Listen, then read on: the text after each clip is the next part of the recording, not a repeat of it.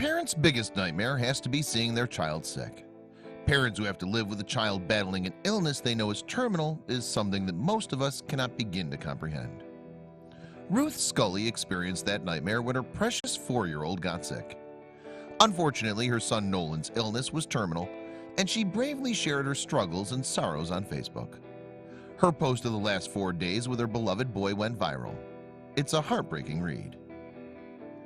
Ruth Scully lost her son Nolan 2 months ago due to an aggressive rhabdomyosarcoma, a rare form of cancer that affects soft tissue. Nolan was first diagnosed at just 3 years old and was in treatment for over a year. Despite him having a tumor completely removed, the cancer ultimately made its way into his lungs. When Ruth brought Nolan to the hospital for the last time, she knew something was different and something else was wrong, according to Yahoo News. Doctors had bad news for the family that loved him so much, and for Nolan, who had fought his cruel illness so bravely. Ruth was told that large tumors were compressing Nolan's bronchial tubes and heart, just 4 weeks after he completed open chest heart surgery. The cancer had become resistant to all treatment options. The best they could do was keep him as comfortable as possible during his final days. Nolan sought comfort in his mom, who he never wanted to leave.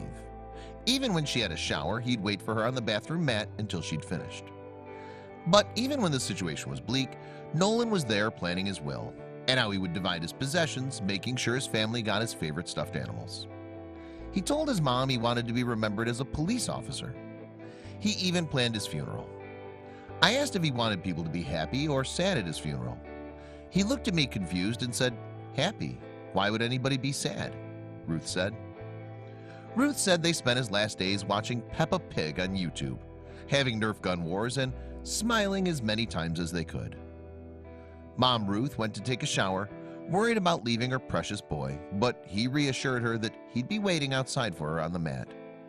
When she came out, Nolan had slipped into a coma, and a team of medical staff was around him. She ran to her son. But then something extraordinary happened. Nolan, despite suffering a collapsed lung, then opened his eyes and said, "I love you, Mommy." He died shortly after, as his mother sang "You Are My Sunshine" to him. What a terrible tragedy that such a young boy lost his life to such a cruel disease.